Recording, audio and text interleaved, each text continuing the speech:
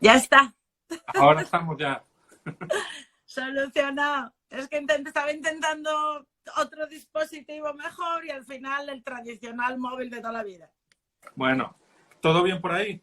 Perfecto. Vale, pues nada, vamos a presentar la novela, la Hola.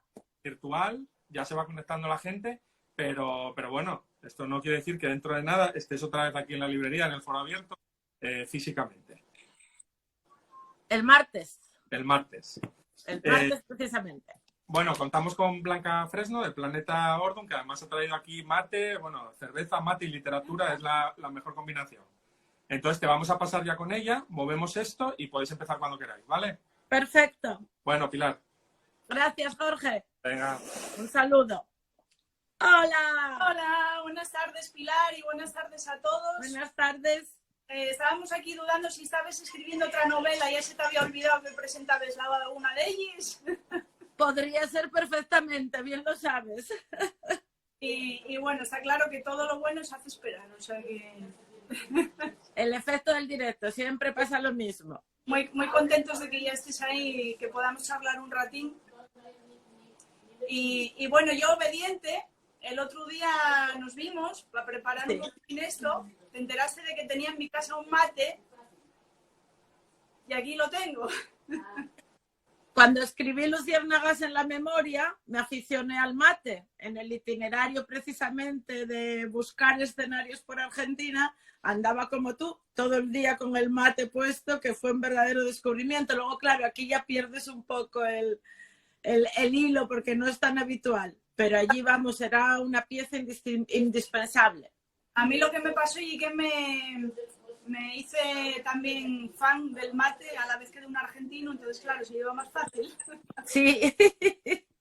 Tampoco es lo mismo tomarlo sola que en compañía, ¿no? No, el mate es como la sidra, parece que hay que tomarla siempre en compañía y... Bueno, pues nada, con tu permiso lo que quería decir es que estoy muy orgullosa de estar aquí, de que me hayas invitado, de que me hayan invitado a hablar de esta novela de Luciérnagas en la memoria, que por cierto la acabé hace muy poco, por no decir ayer. La iba leyendo poquitín a poquitín porque lo que quería era alargarla lo máximo posible. La verdad es que la disfruté desde el principio muchísimo y luego tuve la suerte de leerla con un argentino al lado que me iba pues ampliando un poco el tema. Y... ¡Eso es un lujo! Sí. Y nada, lo que te digo, que lo disfruté un montón. Tengo un montón de preguntas que hacerte. De hecho, podríamos escribir casi otra novela con todas las preguntas que tengo. Pues adelante con ellas. Porque dan para un libro. Y bueno, espero que algunas de ellas sean las mismas que le gustaría hacer a algunos de tus lectores. De todos modos, saben que pueden ir escribiendo ahí debajo si tienen alguna pregunta que hacer. Entre tú y yo las podemos ir leyendo. Ana Menéndez dice que maravillosa novela, Ana, que parece que te paga mi madre que no tengo. Menos mal que soy huérfana. Y mira, una de las preguntas que te quería hacer es ¿qué fue lo que te inspiró a escribir esta novela? Que como ya dijiste muchísimas veces desde que la escribiste, pues es una historia que ocurre entre Viedes, entre Infiesto, entre Asturias y Argentina, en la zona de Buenos Aires, Tucumán. ¿Qué fue lo que, la primera chispa de esta novela, lo que te hizo decidirte un día venga, voy a escribir una novela sobre esto? Bueno, como sabes, mis novelas son muchas de época histórica, pero nunca repiten la época histórica. Por tanto, cada vez te iban quedando menos. Y esta novela, precisamente de esos años de guerra civil, del exilio, me parecía algo necesario de abordar, sobre todo por las fuentes. Por las fuentes, porque de hecho el enlace que me sirvió para localizar en Viedes, allí en los montes de Piloña, para localizar dónde estaría el refugio de la partida, el refugio de los fugaos. Por ejemplo, ese hombre murió al poco tiempo. Claro, era gente muy mayor la que te contaba las historias para la novela, por la parte de acá, sobre todo, de los fugaos y de cómo se vivió aquí la posguerra y la posguerra fundamentalmente, que es la novela de lo que trata, y el monte, y ellos en el monte. Entonces, claro, esas historias corrías el riesgo de quedarte sin ellas de un momento a otro, porque es una novela que recoge mucha información oral. Y entonces la novela quedaba incompleta si hablábamos solo de la parte que transcurría en España, porque muchísimas familias quedaron absolutamente rotas por el exilio. Y eso también quería que figurara. Y tuve la suerte de en Tucumán conocer a descendientes de asturianos que, claro, me hicieron lo mismo, llegar muchísima documentación de cómo había sido allí primero su estancia, el paso de los ingenios azucareros, la llegada de los exiliados. Yo creo que se refleja muy bien en la novela el cariño con que está escrito. Y luego, como las cosas nunca vienen solas, en medio de todo esto me llegó los diarios de Manuel Cotocham, de un guerrillero que había quedado perdido por los montes de Asturias. Y claro, son notas prácticamente, ¿no? Pero son notas que te dan la dimensión cabal de lo que puede ser estar perdido en un monte con frío, con fame, con piollos, con humedad permanente, paisanos mayores con restos de heridas de 1000 batallas, sin nada, porque no tienes ni mercromina quien despachate, ¿no? Con muchos ideales, porque de otra forma imposible. Bueno, ideales, miedo por otra parte. Bueno, cualquiera se puede imaginar, cualquiera que conozca Asturias y sepa la humedad que hay aquí, el frío que hace en invierno, lo que puede ser estar años escondido por ahí en una montaña, ¿no? Impensable. Esperando la victoria que nunca acaba de llegar, porque claro, todo esto ellos se mantienen en la montaña con esa ilusión de la victoria. Claro, claro. Bueno, yo sabes que trabajo en la zona de Infiesto, en Borines, porque hago cerveza, soy mujer, y entonces me siento un poco identificada con Adriana, ¿no? Porque, bueno, es de esa zona, después se va a la Argentina, yo aún no he ido, espero ir, no saldré del puerto de Gijón, espero ir en avión, que es más agradable que ir en barco, ¿no? Y más rápido, sobre todo. Y... Bueno, no sé qué te diga, ese viaje está pendiente. Bueno, debe de ser guapo, sí, pero hay que estar acostumbrado a la ola porque si no... Sí. Poco, y lo que sí tengo ganas es de conocer la zona de Puerto Madero y de hacer un poco el viaje que ella hizo. Sí. Claro, en un momento histórico mucho más agradable que en aquel. En tu libro sí. se habla mucho de la guerra, del horror, de sangre, de ideales, como decíamos antes, del miedo y sobre todo de una mujer valiente que le toca vivir eso y pues lo va afrontando como buenamente puede. Es algo que me gusta de tus novelas, que siempre hay una mujer ahí guerrera y en esta también, y bueno, esa es una de las cosas que quiero comentar para animar a la gente a que la lea, ¿no? Dices guerrera y en realidad son mujeres tan normales como tú y como yo, a las que la vida va enredando, porque ya ves tú la prueba Adriana, que sale con 7 años por el puerto de Sisión. ¿Quién dice a ella que llevaba una vida feliz con su madre maestra, su padre tenía un garaje, su hermanín, al que no sabemos si volver a ver o no, pero podéis poneros un nombre? Es decir, realmente como una vida en un momento dado se arruina y no sabes cómo ese destino puede acabar. Entonces yo siempre digo que mis protagonistas no son guerreros y luchadores porque como Inborg, ¿no? Inborg, la de la diosa contra Roma, era una guerrera porque era una guerrera con todas las palabras. Estas son mujeres normales que a lo largo de la vida, como te digo, se van encontrando y en esa lucha y en ese movimiento de cintura por la supervivencia estarían más cerca de luchadoras y resilientes, que es una palabra que se trae mucho ahora, es de esos palabras inventados, pero y sin embargo la resiliencia, esa supervivencia, ese buscarte, yo creo que por eso yo creo que tienen tanto éxito también, ¿no? Porque todas nos podemos ver reflejadas perfectamente en ellas. Claro. Bueno, yo me refería, sí, guerrera, a ver, hay una parte que le viene dada por el momento histórico y las partes que la rodean, y luego hay una parte en la que ella influye sobre su entorno, ¿no? Por decisiones que va tomando, se va haciendo a sí misma, va evolucionando, va creciendo, va siendo cada vez más recia. Sí.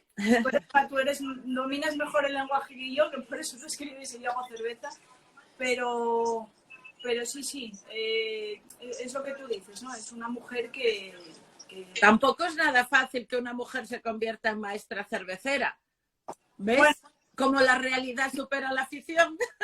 Antes que cervecera traté de ser maestra, de hecho estudié magisterio, que esa es otra de las cosas que aparece en la novela, a través de la Adriana, y que me gustó mucho, porque como la propia Adriana dice, pues la cultura es el faro del pueblo y no cabe duda de que la educación es fundamental, ¿no? para todo esto. De hecho, en la novela Adriana hereda esas ganas de enseñar y de transmitir conocimiento y de formar personas de su madre. Y bueno, no voy a hacer spoilers, no voy a decir en qué se convierte, pero hay una parte fundamental ahí relacionada con la educación que a mí me parece súper importante. Sí, a este respecto, evidentemente, no puedes dejar de hablar de esta época y mencionar lo que es respecto a la educación, la diferencia entre lo que eran los ideales y los valores de la República, que se representan perfectamente con las maestras de la República, porque claro, ahí sí que realmente hubo una eugenesia de maestros. Fueron todos prácticamente como de La lengua de las mariposas, que os sonará a todos, una película relativamente reciente y también de mucho éxito, él es maestro, pero el drama, el documental que se estrenó después de Las maestras de la República lo deja también bien. Era, como siempre en todas mis novelas, intento que haya personajes que representen las diferentes partes, los diferentes aspectos de ese momento. Y el hecho de hacer la hija de una maestra desaparecida, como tantas otras, como tantísimos que están por las cunetas, pues dice Ada que su abuelo era maestro. Efectivamente, los maestros de ese tiempo, además eran maestros, como se refleja en la novela, y Adriana luego importa, digamos, ¿no? Se lleva con ella a Argentina, la escuelita de Famaillá, que ya ves qué curioso, allí fue el primer centro de detención de la dictadura, pero ella se lleva para allá ese ideal de la naturaleza, de unir la enseñanza, pero que a la vez aprendan lo que les rodea, que no sea solo enseñanza vacía de contenido, y sobre todo la cultura, la educación, eso que a veces parece que tanto nos falta, ¿no? Sí. Mira, otra pregunta que te quería hacer es ¿cómo se empieza a escribir una novela? Porque, o sea, un día te viene la inspiración o ves algo que te motiva, ¿no?, a contar una historia, y ¿por dónde se empieza? O sea, ¿qué es lo primero que se hace? ¿Se hace un breve guión? ¿Qué es lo que se hace? Bueno, pues yo suelo coger una libreta y más o menos voy pergeñando así del principio al final lo que es ya el hilo conductor. Y antes una novela la tenía escrita en 30 folios, la primera versión, y ahora el primer borrador a lo mejor ya lo escribo en 230, que está prácticamente hecha, ¿no? Pero la idea es que yo tengo el principio y el final. Yo tengo el principio y el final, y muchas veces el medio me ayuda mucho pues a hacer extras para que los personajes vayan teniendo su cacho, veas con quién se cruzan, en qué momentos. Claro, porque hay una parte que tú decides inicialmente, me imagino, que es qué personajes van a intervenir, pues cómo se llaman, de dónde vienen, a qué se dedican, pero yo no sé si después el propio personaje es el que te va guiando a ti un poco por llévame por aquí o llévame por allá.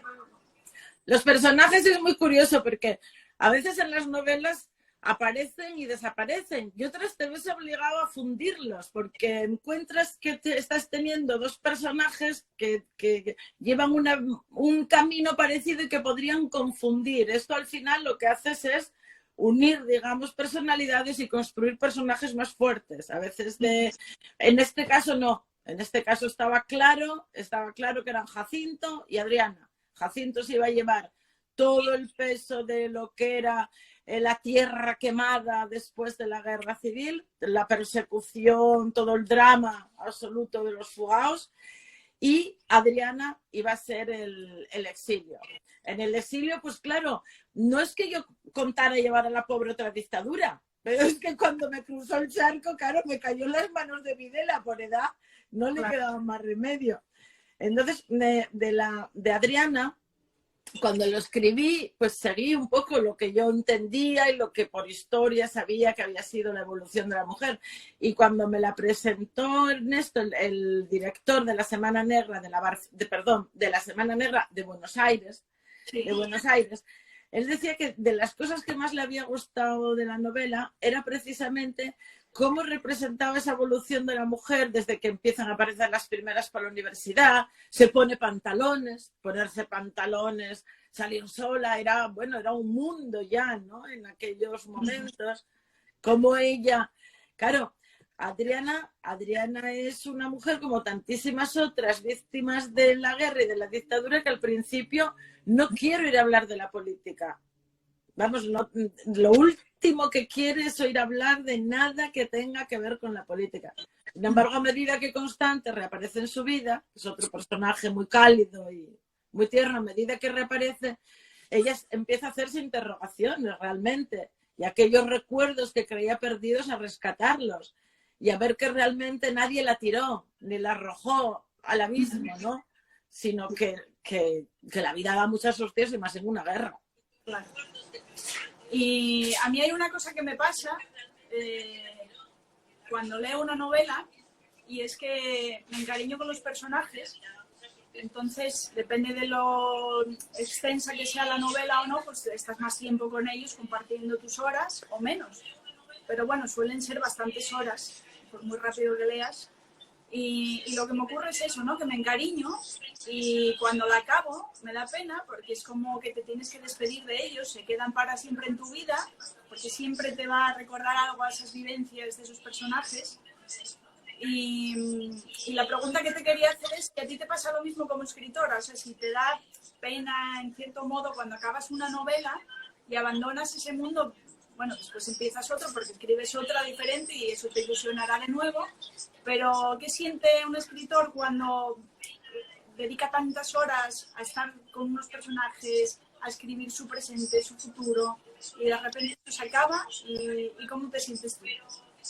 Bueno, pues verás, te llenan tantísimas horas, es una obsesión. Cuando estás escribiendo una novela estás permanentemente obsesionada con los pequeños detalles, con las grandes líneas, con el vocabulario, cualquier palabra que oyes la notas porque te recuerda algo que deberías modificar. Es absorbente totalmente.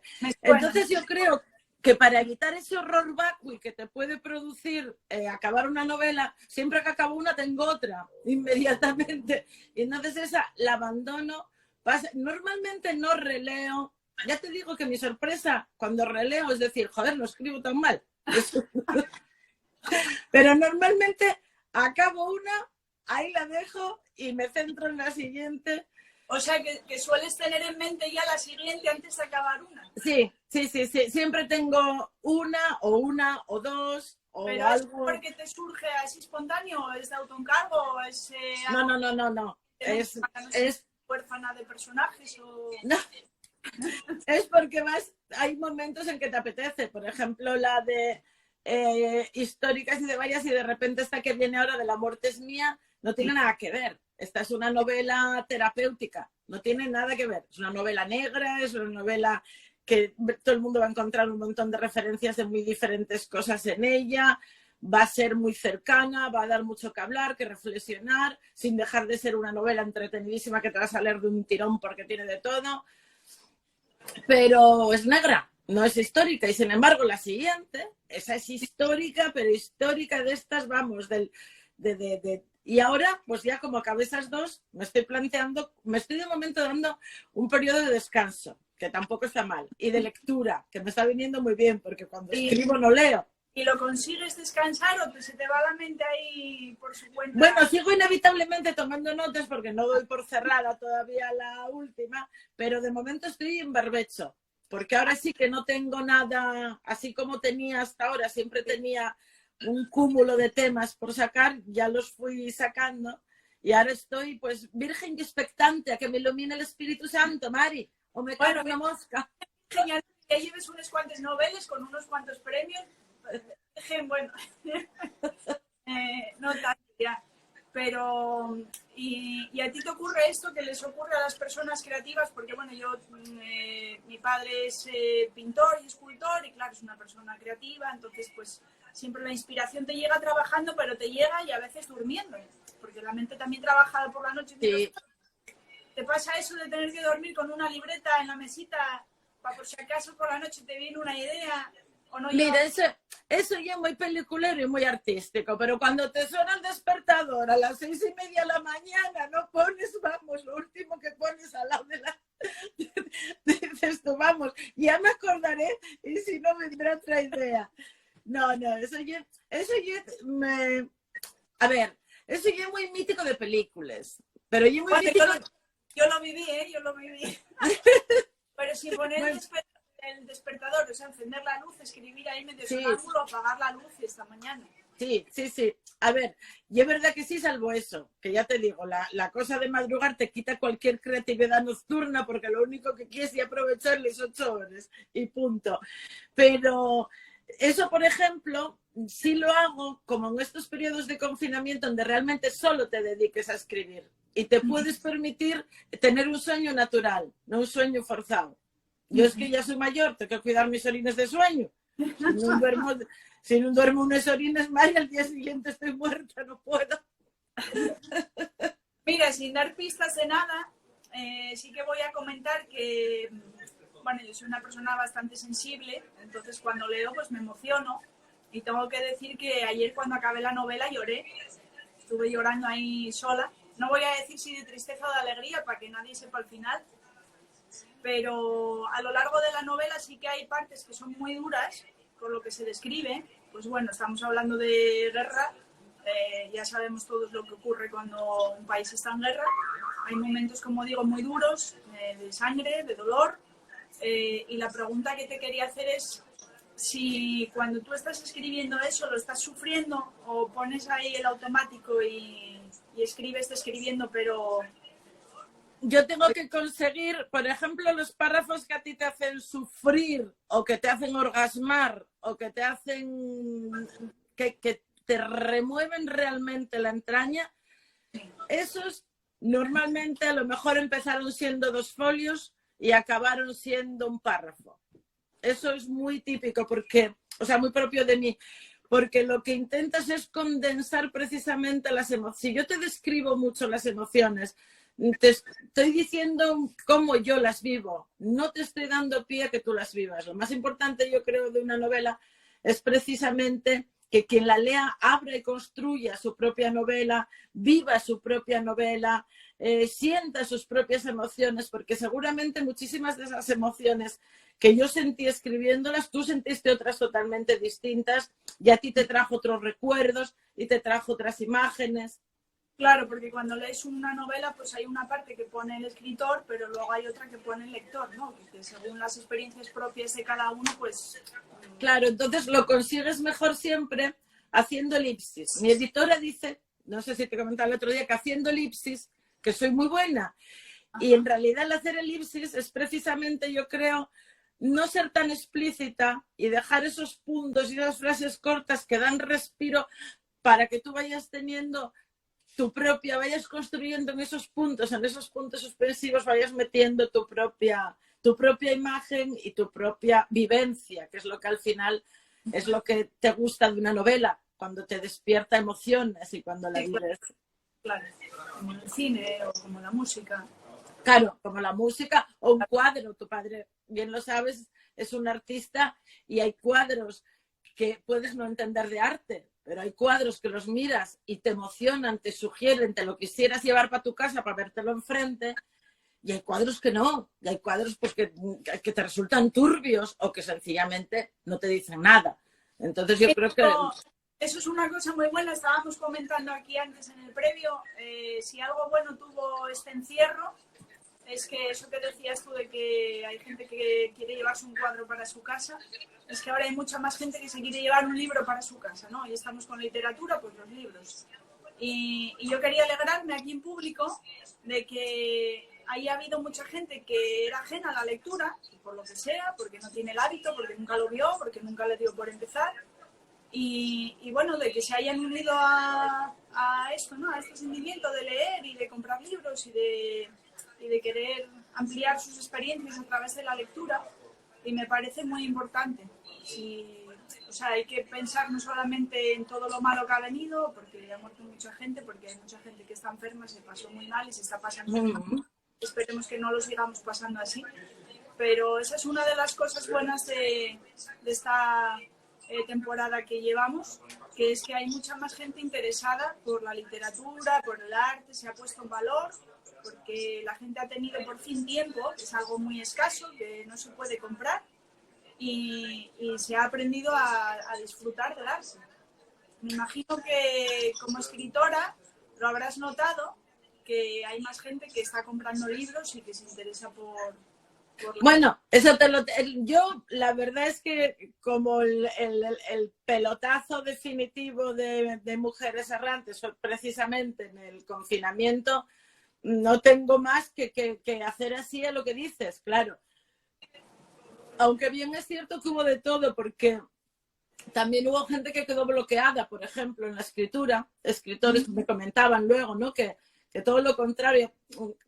La verdad es que hubo momentos para todo, quiero decirte, la gente lo vivió de muy diferentes maneras, ¿eh? Yo como estaba centradísima en lo que estaba centradísima, vamos, no tuve ningún problema en centrarme lo que hiciera falta en escribir, pero esperaba yo que todo el mundo hubiera hecho lo mismo. Y digo yo, ya verás tú, ahora se van a llenar las editoriales de las novelas del confinamiento, los poemas del confinamiento y a los cuadros del confinamiento, porque sí es verdad que la creatividad se desató, no solamente la lectura, también la creatividad. Claro. Había gente que anda por ahí, creo que anda Dacro, mira qué fotografías nos hace, es que la creatividad personal de cada uno es infinita y muchas veces no solamente es quien publica o quien expone o quien vende, ¿no? La obra. Lo más importante de la obra yo creo es precisamente la creación, lo que significa para la persona que lo hace. Como la cerveza. Sí. Pues ahora volviendo a las luciérnagas, hay momentos así como muy álgidos de tensión, ¿vale? Algunos pues, positivos, otros en los que se habla de sufrimiento.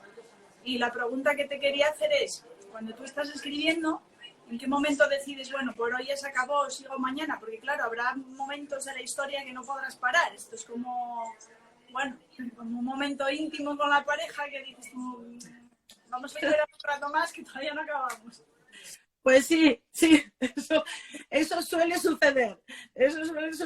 Por eso, pero bueno, también es verdad que una vez ya construido el hilo, que eso es lo que más tienes que tener, como al final yo voy haciendo, espera, porque hay preguntas que están haciendo que igual están también interesantes. Estaba yo leyendo ahora una.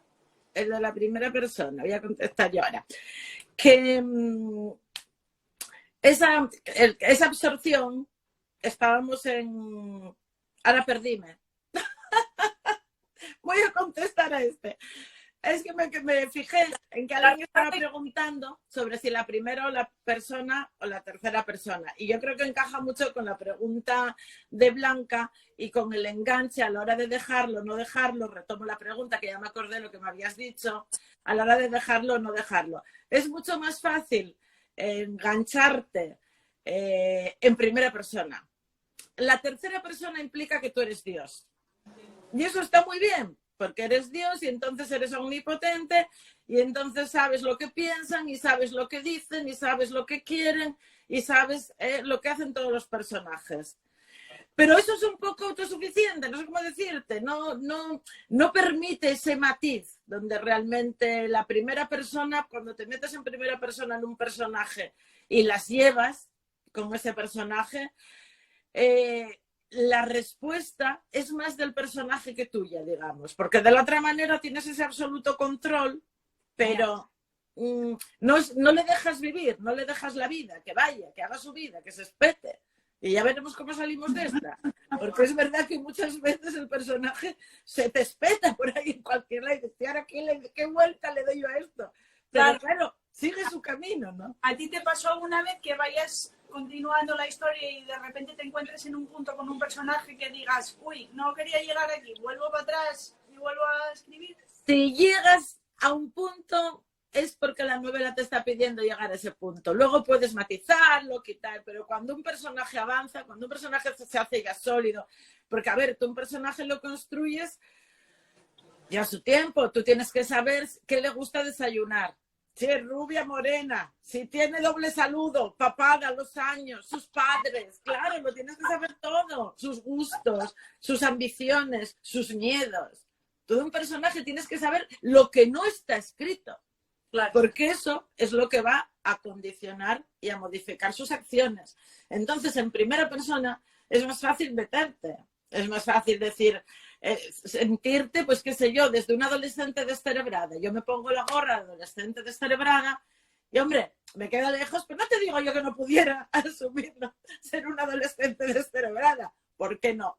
Pero insisto, es más fácil siempre quizá en esa primera persona, porque si no caes en el tópico de decir, era una adolescente descerebrada. Ya. Es que si es Maripuri, la descerebrada, pues, y es ella la que lo está contando, pues tendrás que darle una enjundia. A mí me parece, como reto, me parece más reto siempre la primera. Pues la pregunta que te estaba haciendo antes, que se nos fue el salto al cielo, era en esos momentos álgidos, ¿en qué momento? Porque imagínate, ¿no? Tú eres escritora, pero vives en el planeta Tierra, no estás en una burbuja. Puede ser que se te haya ido el tiempo y sea la hora de cenar, o que hayas quedado con alguien, algo que hacer. ¿Cómo decides, venga, por hoy ya está bien, voy a cortar y mañana sigo? Así, con la tijera y el hacha, Sofía, cuando no hay más remedio. Cuando no hay más remedio. Hay momentos en los que uno no puede coger y cortar, porque está el personaje ahí... Bueno, pues si no queda más remedio, cortas, porque en realidad nunca cortas. Tú lo decías antes, el personaje sigue rucando en la cabeza. Yo muchas veces me levanto de la mesa o me voy a dar una vuelta por Poniente a la hora que sea, solamente porque tengo que refrescar. O sea, la cabeza tiene que airearse, tiene que refrescar, te atascas, llevo escribiendo muchas horas, a ti te parece que estás escribiendo de puta madre, de maravilla, pero estás atascada, te colapsas. Entonces... Por ejemplo, cuando llegas al día siguiente y te vuelves a retomar, ¿hasta dónde tienes que ir atrás a leer para seguir? ¿O no te hace falta hacer eso? Verás, es que yo construyo, yo precisamente por las limitaciones de tiempo que tengo, que era lo que estaba contando cuando la pregunta, una vez construido el churro, digamos, el principio al final, lo que es el esqueleto, yo luego construyo burbujas, o sea, voy desarrollando la historia con pequeñas historias. Luego ya eso todo requiere un trabajo final de unión, ¿no? Pero claro, yo me levanto, por ejemplo, por la mañana, yo tengo un asesinato. Pues claro, te levantas por la mañana ya, te echaste ya por la noche, donde dejaste el asesino, el escenario del crimen, el arma del crimen. Pero claro, tienes que saber si alguien lo estaba viendo, qué pruebas puede dejar, el cadáver en qué posición quedó, con qué realmente, qué arma utiliza, ¿no? Un tacón de Louboutin, una espada, bueno, hay muchas formas. Entonces todo eso, la cabeza, pues me siento en el tren y ahí hago el primer esbozo a mano. Me siento en el tren de vuelta de Oviedo y hago el siguiente esbozo a mano, me pongo por la tarde y ya cuando lo escribo ya digamos que ya va una segunda o tercera postura, tal. Y entonces esa escena, mal que bien, ya construida, se queda. Y así va enlazando, de esa sale otra. Pero a lo mejor esa escena es ahí y la otra que hilvano es de otro capítulo siguiente. ¿Sabes? Es un poco que me preste. Yo lo que tiene que ser es que me escriba y que me preste, que disfrute haciéndolo. Y luego, mira, otra pregunta que te quería hacer es, a la hora de crear estos personajes, ¿tiras mucho de gente a la que conozcas, de sus formas de ser, de su personalidad, de experiencias que les hayan pasado? Porque el otro día leí, es que no recuerdo el nombre, de un escritor muy conocido, muy bueno, que no había salido de su pueblo en toda su vida, es que no recuerdo el nombre, y que no era como que tenía la experiencia de vivir con un círculo de gente X, ¿no? No recuerdo ahora, y tampoco me lo chiva por aquí nadie. Santiago Lorenzo, es que no me acuerdo. Bueno, pero que sí hay más, que era como... ¿Te parece muy importante eso, el conocer como a mucha gente, distintas formas de ser, experiencias personales de varias personas a la hora de crear personajes? Sí.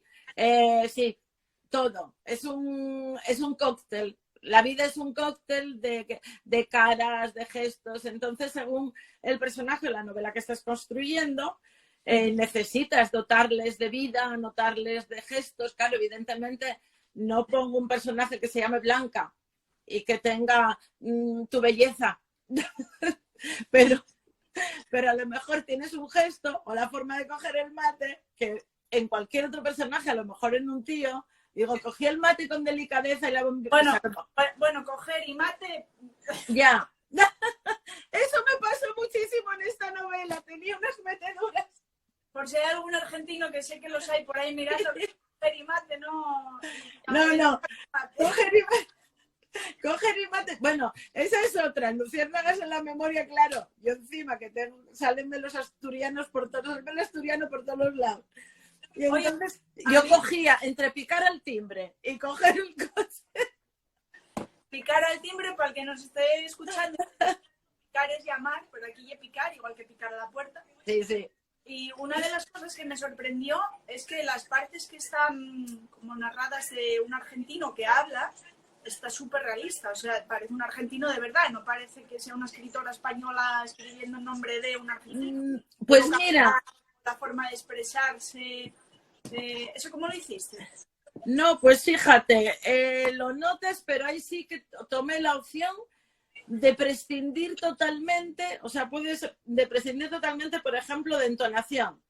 De che, boludo, nada, porque eso me obligaba, claro, eso quedas fatal a la mínima de cambio, porque eso te quieres ir tú de lista de varillas, al final estuviste ahí un mes, tienes el soniquete, tal, pero en cuanto entras en una conversación en profundidad no tienes ni idea cómo abordarlo y te falta, bueno, pues evidentemente te falta verbo.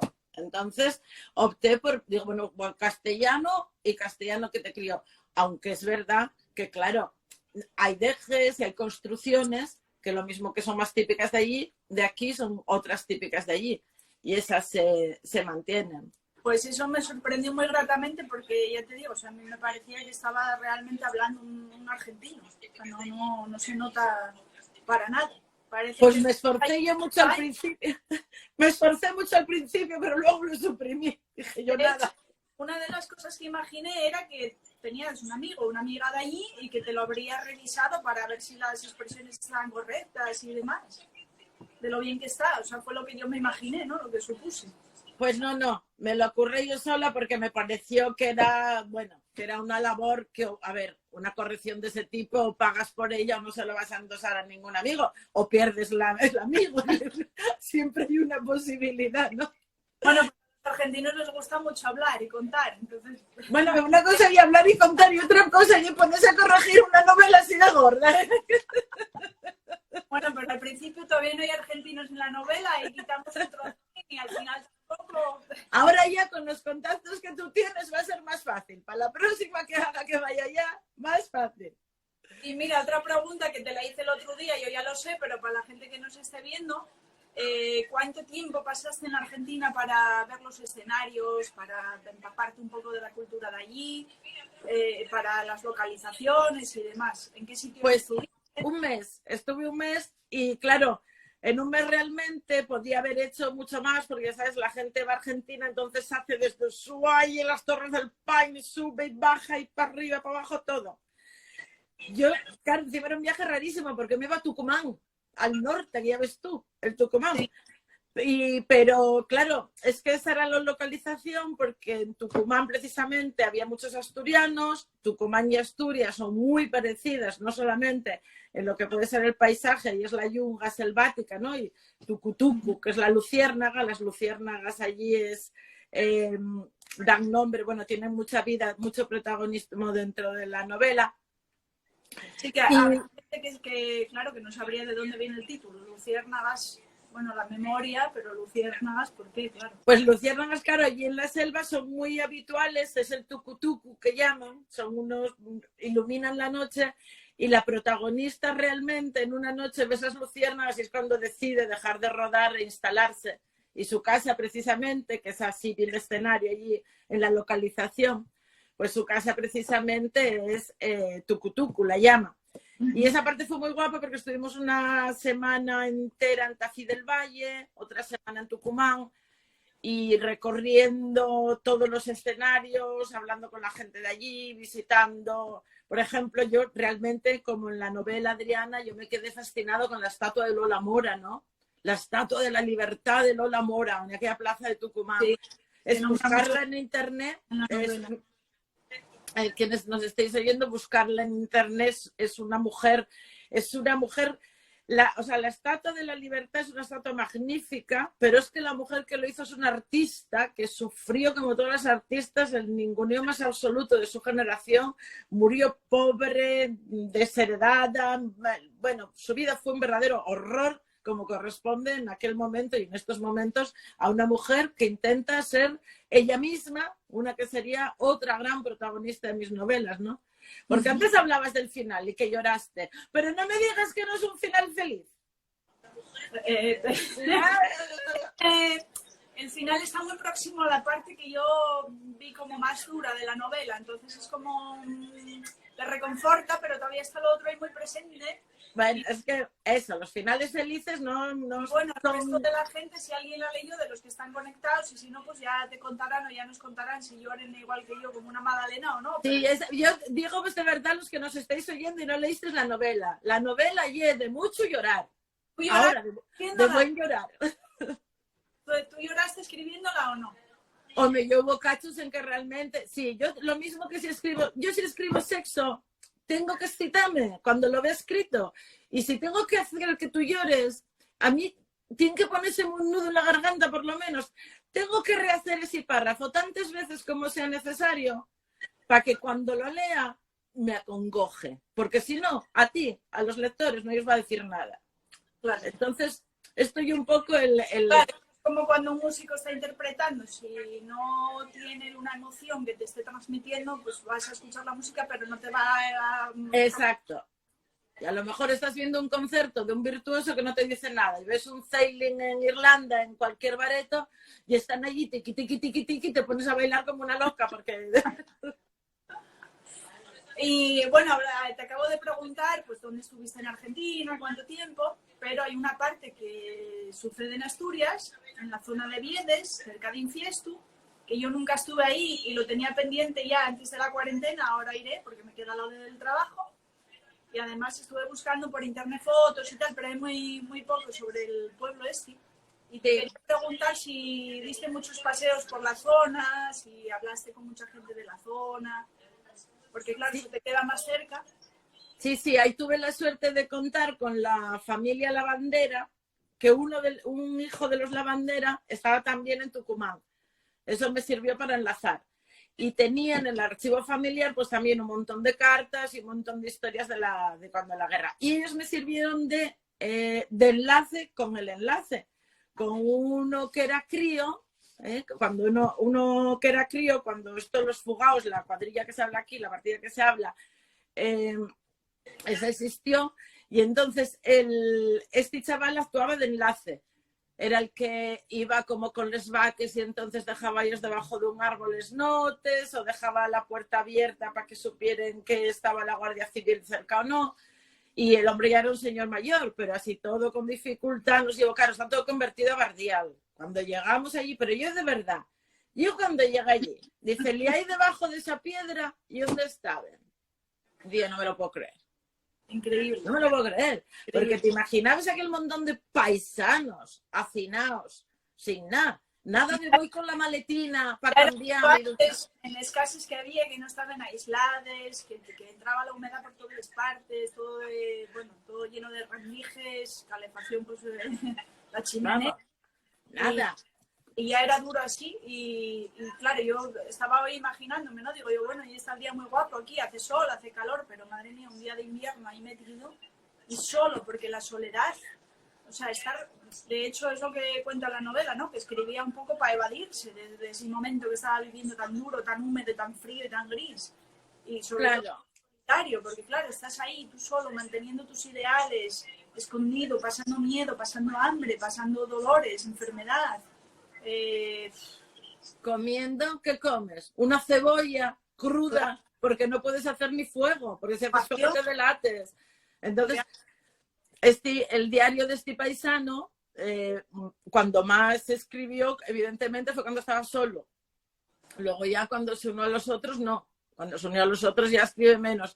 Pero ese periodo de soledad, ese contar los días, ver que llega la Navidad, ese ver desde lo alto del monte cómo se prende el humo en las chimeneas y tú allí, nada.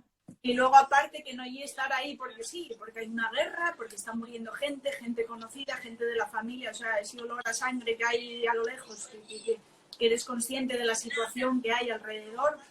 Que saber que te delaten, ese saber que el vecino te puede delatar, ese saber que te delató, esa angustia de no saber qué fue de los tuyos, si realmente están vivos en una cárcel, muertos. Él tiene esperanza de encontrar a la hermana hasta el final.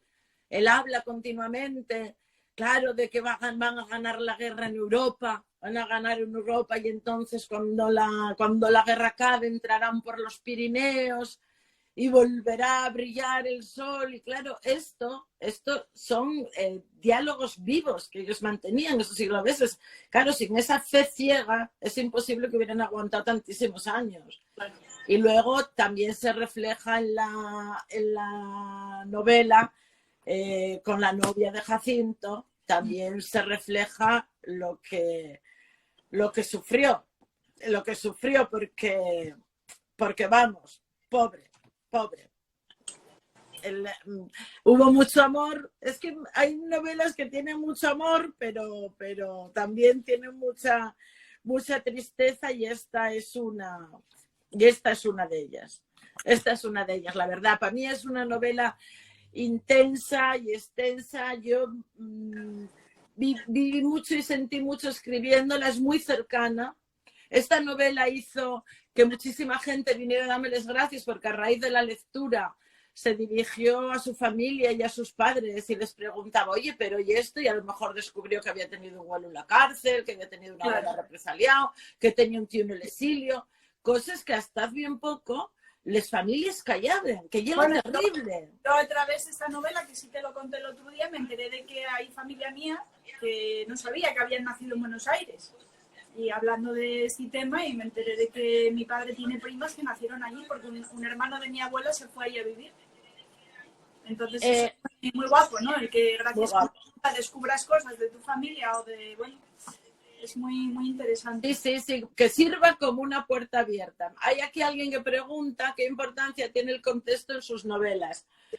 El contexto, decía Semprún que la historia no se aprende en los libros de texto, que la historia se aprende en las novelas. Ese es el contexto que yo quiero dotar a las novelas. Mis novelas procuran ser ficción literaria, por supuesto, pero siempre están basadas en una sólida realidad.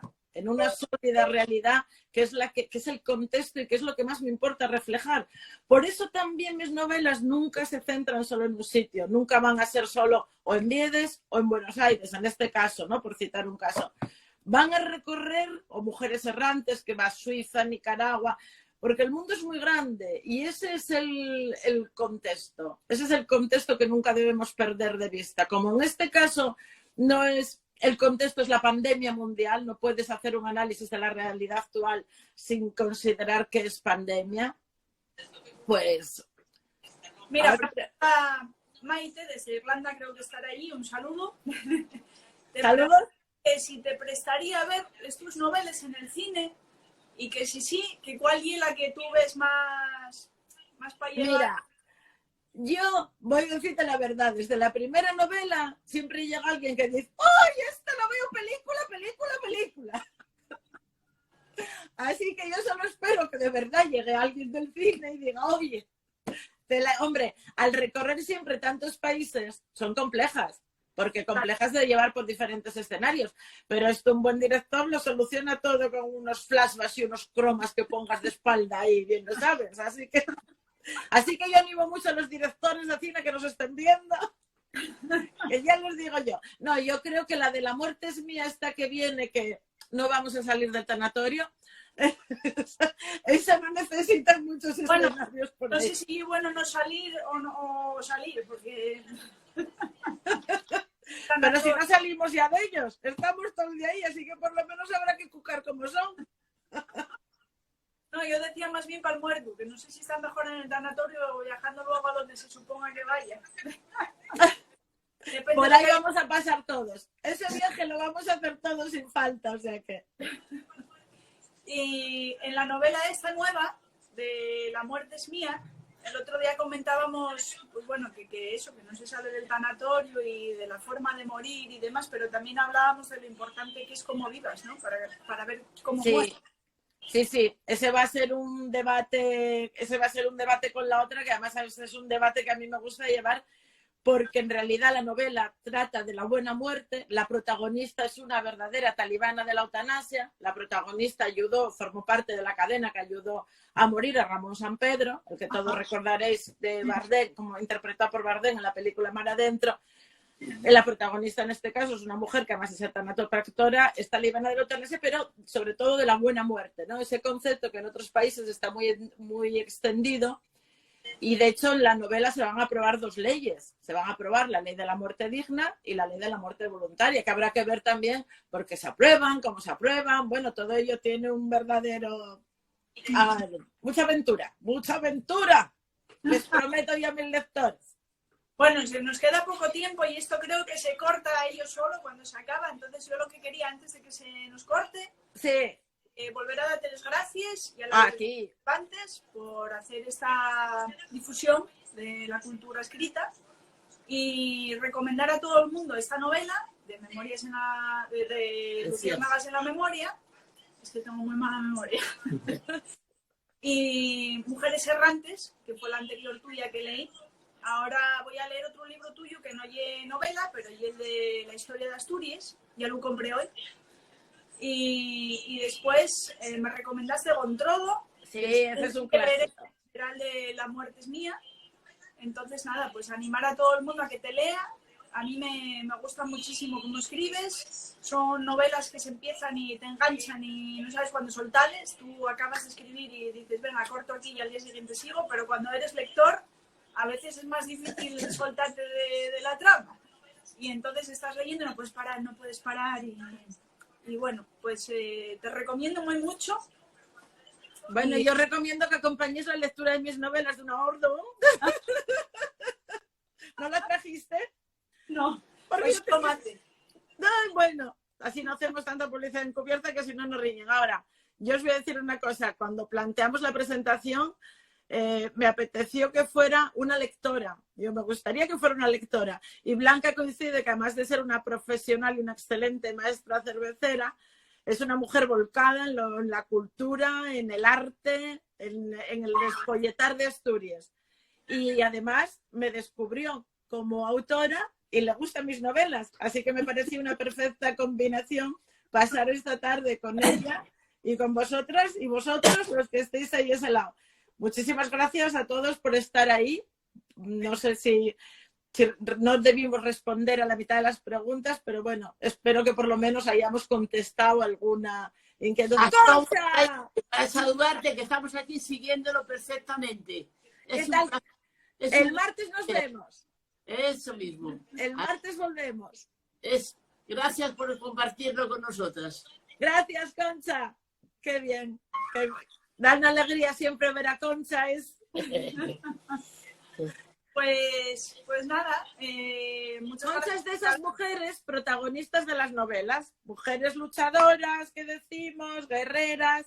Ahí está el ejemplo de Concha, que lleva peleando ella por hacer de esa librería que lleva el Premio Nacional y que ahí, Concha. Gracias por tus piropos. Es que me quieres mucho. Bueno, mujer, ya sabes que el amor eso siempre es mutuo. Y nos falta Viri. Nos falta Viri. Es correspondido.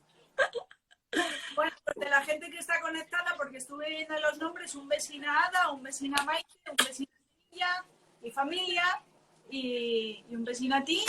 Pues besos para todos y muchísimas gracias. Y ahora es cuando no nos cortan y seguimos media hora más. No, ahora 15 segundos. 15 segundos, bueno. No vayamos pues nada. Coitos interruptos. Vamos a despedirnos a tiempo. Sí, nos damos despedidas y yo el martes que viene me volvéis a tener aquí en Cervantes presentando